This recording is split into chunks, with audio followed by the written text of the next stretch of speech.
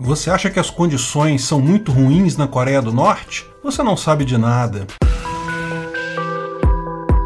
Esse é o Visão Libertária, sua fonte de informações descentralizadas e distribuídas. As condições são muito piores do que você imagina. Sim, recentemente tem circulado informações sobre fome ampla na região. Acredite, a situação está desesperadora agora, mas sempre esteve muito ruim. A fome é uma constante na história da Coreia do Norte, como via de regra de todo o país comunista, de todo o país que acha por bem substituir o sistema de preços por um controle centralizado. Como era esperado, a economia da Coreia do Norte muito rapidamente descambou para a ineficiência. Mas não é só isso, a coisa lá é muito pior. A agricultura, que nunca foi muito forte por lá, acabou também sendo um desastre desde o início do país. Quer entender por que as coisas ali deram errado tão rápido e ainda assim o sistema comunista se mantém até hoje? Eu vou explicar com base no livro Caro Leitor, uma autobiografia não autorizada de Kim Jong-il, escrita pelo libertário americano Michael Malice. O grande herói libertador da Coreia do Norte foi Kim Il-sung,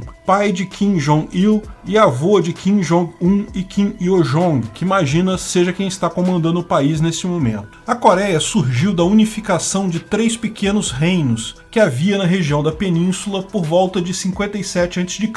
e existiu por vários séculos assim como um país independente. Nessa época desenvolveu a sua língua e a forma de escrita única. Porém, devido ao crescente poder da China, passou a ser um protetorado chinês, ou seja, tinha alguma autonomia, porém a China era quem efetivamente mandava na região. No século XIX foi invadida pelo Japão e passou a fazer parte do Império Japonês até o fim da Segunda Grande Guerra. Com o fim da Segunda Grande Guerra, 2 países no mundo foram divididos. Todo mundo sabe do caso da Alemanha, que foi dividida entre a Alemanha Oriental e a Alemanha Ocidental, mas também a Coreia foi dividida entre Coreia do Norte, administrada pela União Soviética, e a Coreia do Sul, administrada pelos americanos. A União Soviética colocou Kim Il-sung, um militar herói da guerra contra os japoneses, como ditador da Coreia do Norte. Os Estados Unidos colocaram Syngman Rhee também como ditador completo na Coreia do Sul. Ambos imediatamente se declararam ditadores de toda a península, e logo em seguida veio a guerra. O Norte, com a ajuda chinesa e soviética, atacou primeiro em maio de 1950. Chegou a ganhar quase toda a península, ficando o exército sul-coreano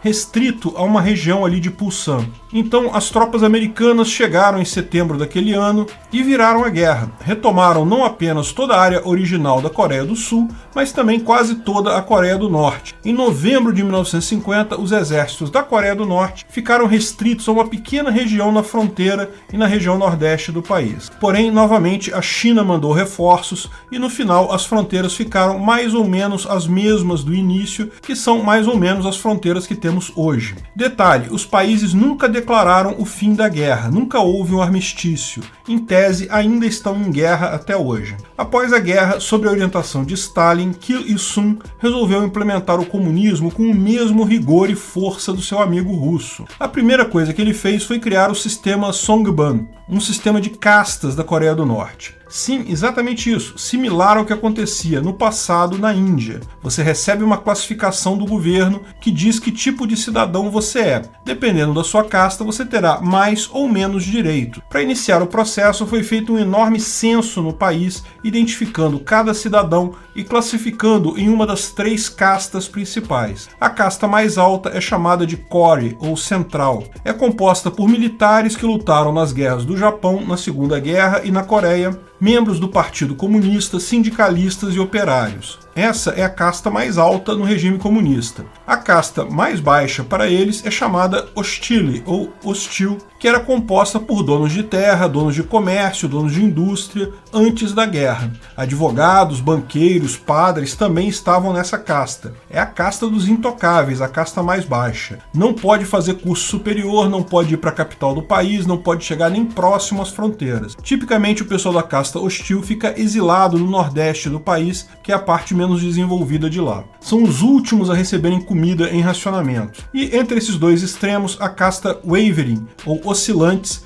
engloba todos os demais. Essas 3 castas é só o começo, depois elas se subdividem em 51 subcastas, e a sua vida é determinada por elas. Pior, os seus filhos terão a mesma casta sua. Lógico, se forem a casta alta, terão a possibilidade de estudar numa universidade, ter um bom emprego. As castas baixas, por outro lado, estão condenadas à pobreza irremediavelmente. Se você se casar com alguém de uma casta inferior, a sua casta é diminuída para a casta menor. Existem raríssimas situações em que alguém sobe de casta, mas por qualquer motivo pode-se ser rebaixado. Agora, imagina tirar, por exemplo, todos os proprietários de terra do campo e colocar lá outras pessoas para cultivar os campos. Imagina tirar todos os comerciantes, advogados e banqueiros e colocar outras pessoas sem experiência para realizar essas tarefas. Você consegue imaginar? Como você pode imaginar, o resultado foi trágico. Muito rapidamente começou a faltar de tudo na Coreia do Norte. O efeito da impossibilidade do cálculo econômico no socialismo, vocês sabem, leva algum tempo para aparecer nessas sociedades. Mas, com medidas tão absurdas, ao contrário da União Soviética, a economia na Coreia do Norte degringolou muito rápido. Porém, enquanto a União Soviética existia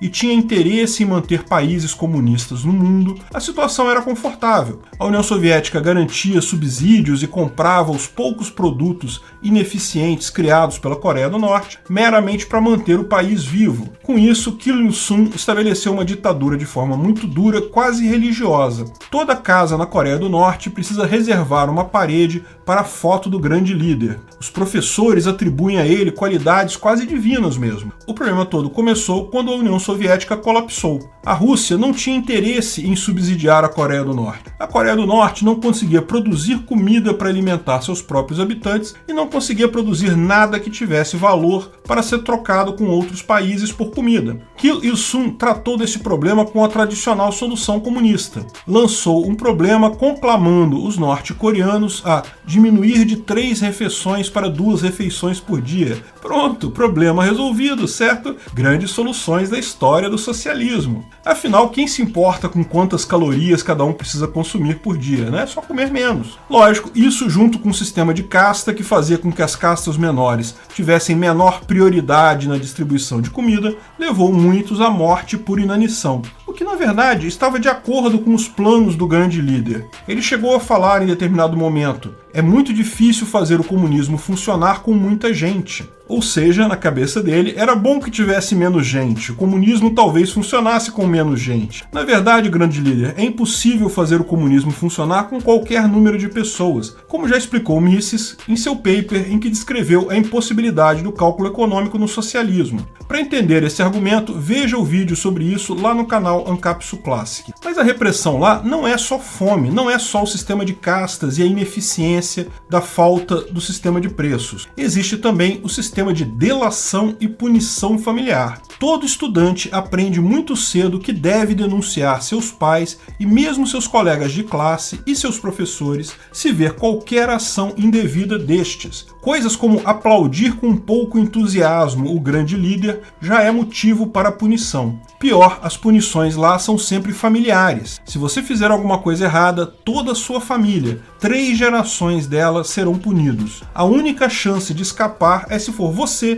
quem denunciou a sua família para o governo. Imagina o pesadelo completo que é ter uma família por lá. Isso também evita muitas das fugas para o sul, porque mesmo que o norte-coreano consiga fugir das condições terríveis de lá, ele sabe que estará condenando não apenas a ele, mas a toda a sua família. E a pena não é leve. Crimes de traição ao governo são punidos nos Kwanriso, os campos de concentração norte-coreanos. Basicamente, no campo de concentração você se torna um escravo do Estado. Vai trabalhar em alguma indústria ou no campo por longas horas, com pouca comida, nenhuma privacidade, nenhum conforto. E, lógico, nenhum salário. E nem pode sair de lá. É uma pena para a vida toda, para 3 gerações da família de quem cometeu um crime. Homens muitas vezes são colocados para minerar carvão por meses a fio, a ponto de morrerem por falta de vitamina D, por não verem a luz do sol. Mulheres são proibidas de fazer sexo com os guardas, a ponto de, se uma delas é estuprada, ela é em seguida punida por ter feito sexo com o guarda. Pior, nem o suicídio é uma solução ali, porque se você se suicidar, seus parentes terão que complementar a sua cota, trabalhando mais para complementar a sua parte. Repare o segredo norte-coreano para manter um Estado comunista muito depois da economia ter sido dizimada: controle social. Fazer 1. Pessoas denunciarem umas às outras e 2. Criar penas familiares. Além da figura da pessoa que transgrediu a regra, toda a família responde por isso. O Estado é incapaz de controlar cada pessoa em um país, mas se ele consegue fazer com que uma pessoa controle a outra, ele chega muito próximo dessa onisciência. Pior, expandindo a punição para toda a família, literalmente punindo inocentes pelo mero efeito de consciência do culpado, torna menos provável a transgressão da lei por lá, torna maior a força para as pessoas obedecerem ao grande líder. Nem Stalin foi tão cruel assim na União Soviética, nem Mao Tse-tung chegou a esse nível de crueldade. Embora a Coreia do Norte tenha conseguido uma sobrevida impressionante com a economia totalmente destruída apenas com controle social, isso só se mantém de pé devido ao controle da informação. Apenas um pequeno grupo de funcionários do governo pode acessar a internet lá. Jornais, televisões, revistas vão sempre te mostrar propaganda estatal o tempo todo. Cada vez mais, porém, a informação entra na Coreia do Norte. Curiosamente, muitas vezes pela fronteira com a China,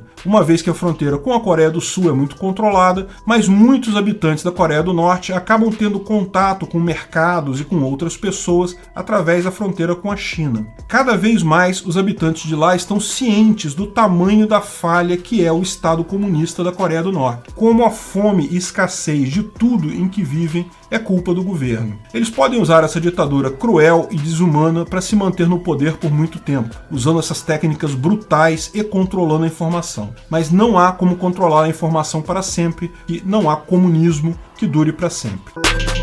Obrigado por sua audiência. Esse vídeo foi um oferecimento de armataweb.com, cloud e serviços de data center, 100% de compromisso com a satisfação e privacidade dos clientes. Aceitamos Bitcoin. Veja o link na descrição do vídeo. Se você gostou desse vídeo, clique no like e compartilhe ele em suas redes sociais. Se inscreva no canal para nos ajudar, clicando no botão vermelho abaixo. Se quiser ser avisado de novos vídeos, clique no sininho ao lado. Até a próxima!